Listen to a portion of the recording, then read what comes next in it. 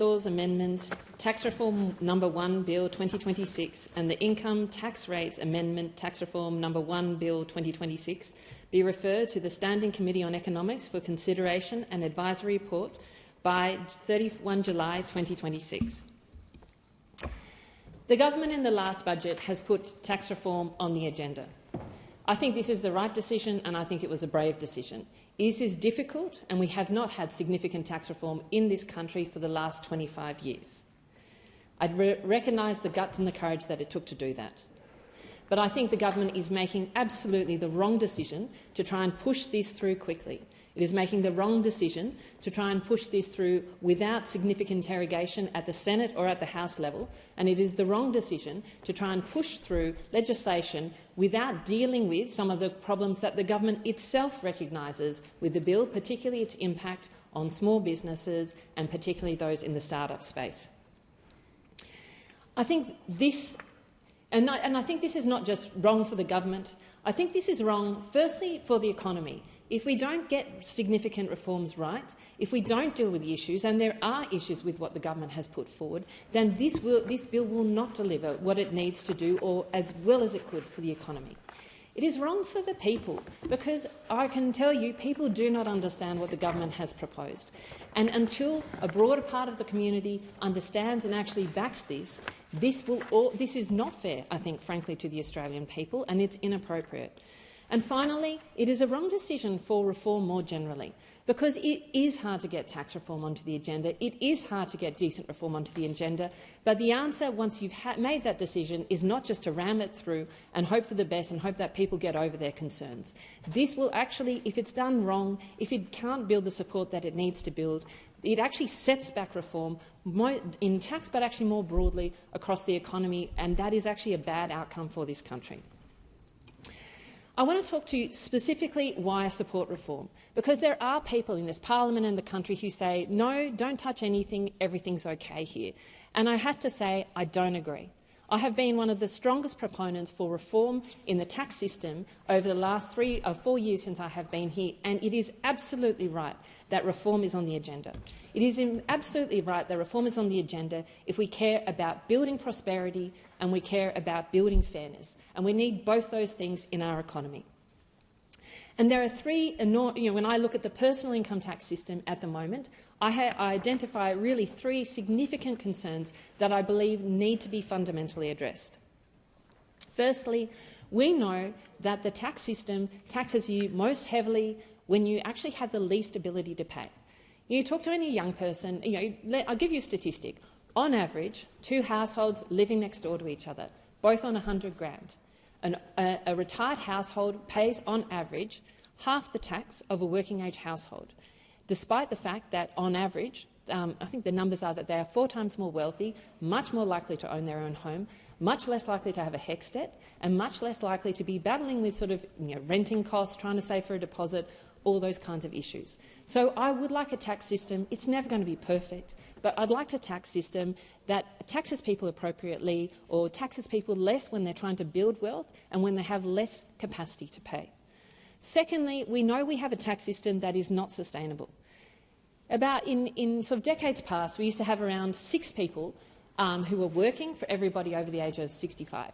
We now have under 4. In a few more decades, it's going to be under 3. We need a tax system that actually recognises that our over-reliance on taxes of wages is not sustainable. And I look forward and I look to a future where AI is also coming, where we do not know what the impact that will have on jobs. I hope that it won't be it won't be negative. I hope it will build prosperity. But I certainly have a recognition that we can't have a system that is just built on trying to tax wages more. And you see this, and you see the problems on this for sustainability is that we have a tax system, despite the challenges, which is actually relying on people, on different Australians to tax people less. For instance, around 27% of older Australians used to pay income tax. Now that's down to 17%. And then finally, is something that I think is absolutely clear, is that young people are falling behind. Now, it's not just down to the tax system. There's a lot to do with housing. There's a lot of issues that are in housing that are not due to the tax system. But we cannot pretend that housing doesn't play, that the tax system doesn't play into housing.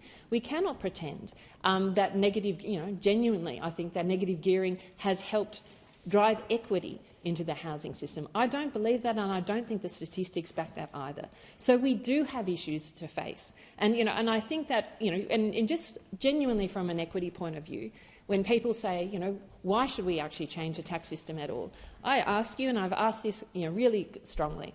If you earn $100,000, if you earn it in wages, you pay $23,000 in tax. If you earn it on capital gains, you pay around $7,000 of tax. If you can split it with a spouse and you're through a trust, you might pay around $13,000 worth of tax. And if you earn it through a pension in retirement, when you're in the sort of pension phase on your super, you pay zero tax at all. Now, I don't think those numbers work. But I also don't necessarily think where the government is going is right, because they've got a bunch of problems in their bill too. And I think this is the debate we need to have, and this is why this bill needs to be referred to the Standing Economics Committee. Because we need a tax system that balances fairness and prosperity. We need a tax system that incentivises innovation, that rewards risk-taking, and we need a tax system that is fair and where people can get ahead regardless of who your parents are. And that is the balance that I believe this parliament needs to strike. This is a balance that I don't think the government has got right, and this is the reason why we need to actually look at this carefully and get it right this time. And I want to go now into the reasons why I have concerns with the government's current bill. And these are around sort of economic concerns. These are around concerns in terms of, as I said, so from a fairness point of view, there are concerns around a prosperity point of view. So let me just take it on the starting point. The first point I want to make on this is, if you're trying to help young people get ahead, then you can change how other people are taxed so that they are taxed more, but you actually need to give that money back to young people. Now, I recognise that the government, and that should be a principle here, and I think this is one of the most significant principles the government has ignored in this. They have made these tax changes neutral over the forward estimates over the next 4 years.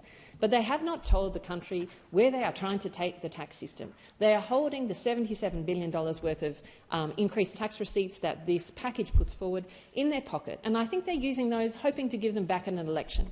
Now, I don't think that's a good idea for reform, and I don't think that's a good idea for people's trust in the system, and I think that is a purely political decision rather than actually trying to drive good reform.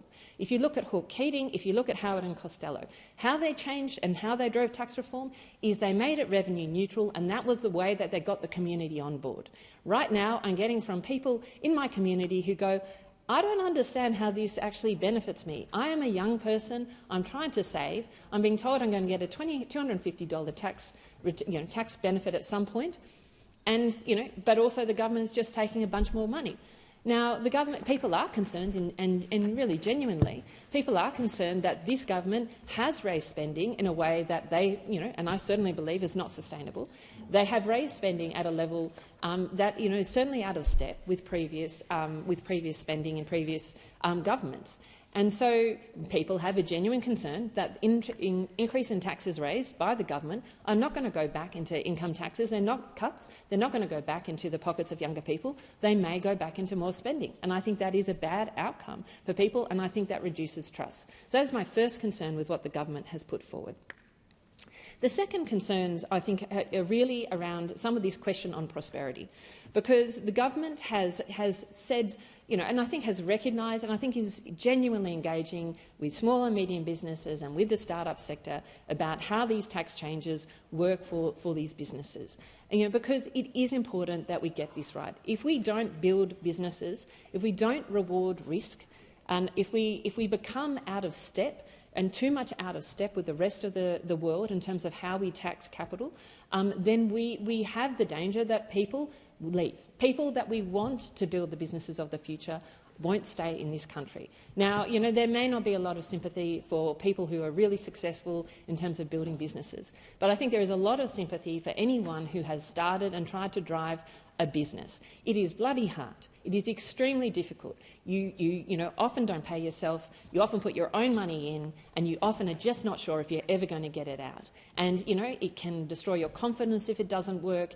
You give up years of good earning as well to do that. And so we do need to make sure that risk is rewarded. Now, the government, I think, is sincere. They are trying to consult the sort of business and startup and sort of small business community. But it's not good enough to try and pass a bill on that without actually getting those changes right as well. Now, and I take the government on their word on this, but at the same time, I just think they should not be trying to pass this bill or trying to put through this bill without actually deciding what is actually going to be done for those types of businesses. And it's not just startups, it is all types of small and medium businesses. Because if you're a service business, if you're a knowledge business, if you're a brand business, you often have very little capital that you invest in the start, and then you try and, and so therefore the new way that the government has changed the tax system is really going to penalise you compared to other things.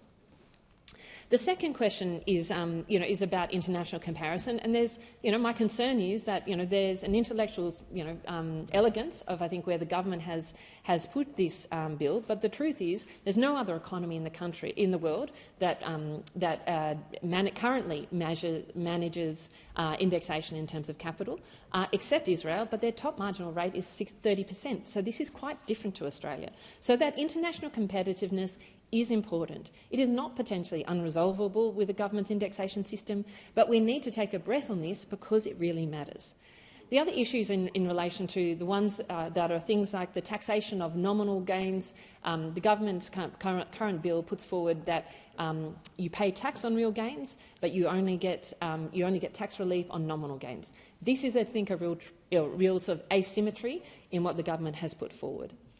And finally, there's an issue that, if you put your money into risk-taking and you lose all your money, you don't get income tax relief, you only get capital tax relief. So again, there is a risk that goes with putting capital in that is different to earning a wage. You can't, at the end of 1 year of wages, get it all taken away again. So I think we've got to get this balance right. I want to align the tax system better to reward young people trying to get ahead, people who earn their income via wages, but I am not yet convinced that where the government has gone is right. And certainly I think that the government needs to look at the income smoothing that the original Keating model actually included, because that was really important. And even if you brought that in, you could actually potentially take out the 30% minimum tax rate, which the government has put in, which is very badly understood because it's meant to be on real rates, but nobody really understands that.